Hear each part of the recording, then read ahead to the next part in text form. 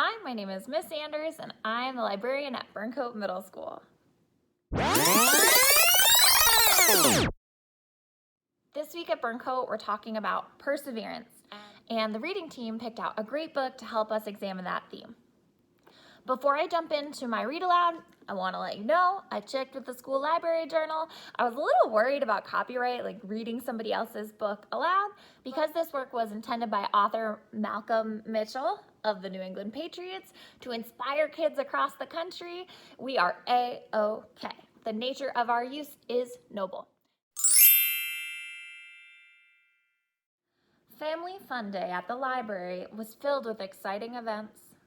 Book scavenger hunts, storytelling, reading rallies.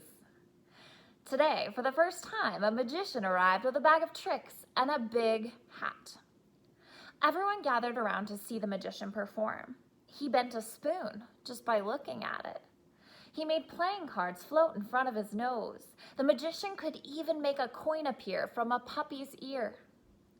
When he waved his wand, a banana vanished.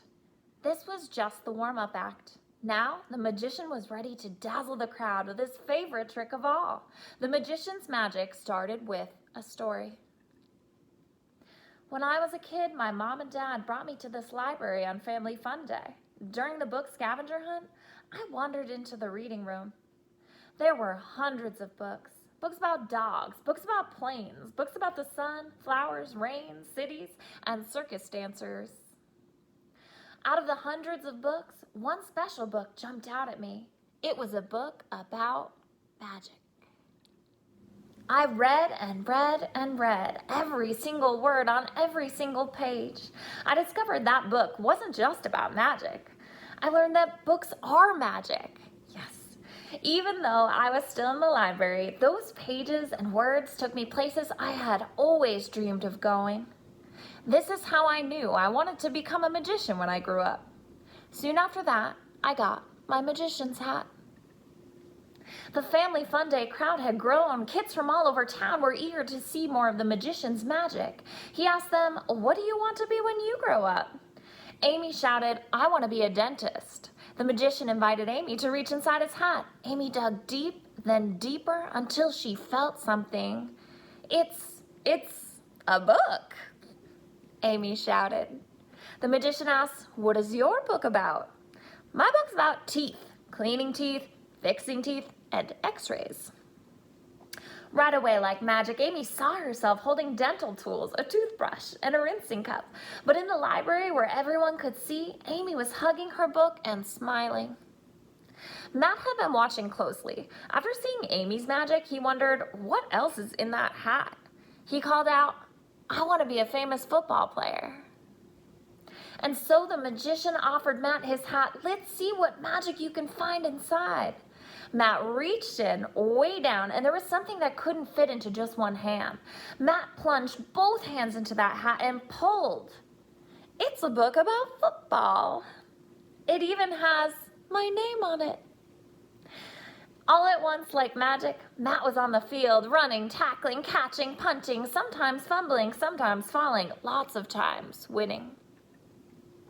Ryan called out from the back of the crowd, "Wait a second, this is not magic." Amy's and Matt's parents must have told the magician what they wanted to be when they grew up.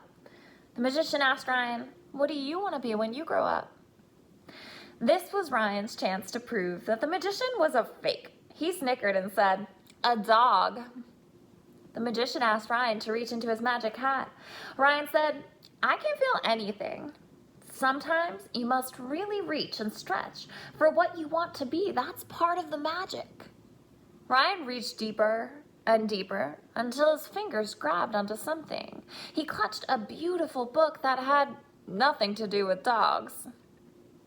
The pages were filled with letters and paintings and photos and foldouts, stars, planets, rocket ships. Ryan had always dreamed of becoming an astronaut and exploring the wide open sky, hurtling into outer space and zooming to a far-off galaxy. "Whoa," whispered Ryan. "How did you do that?" "I'm not doing anything," the magician said. "You are."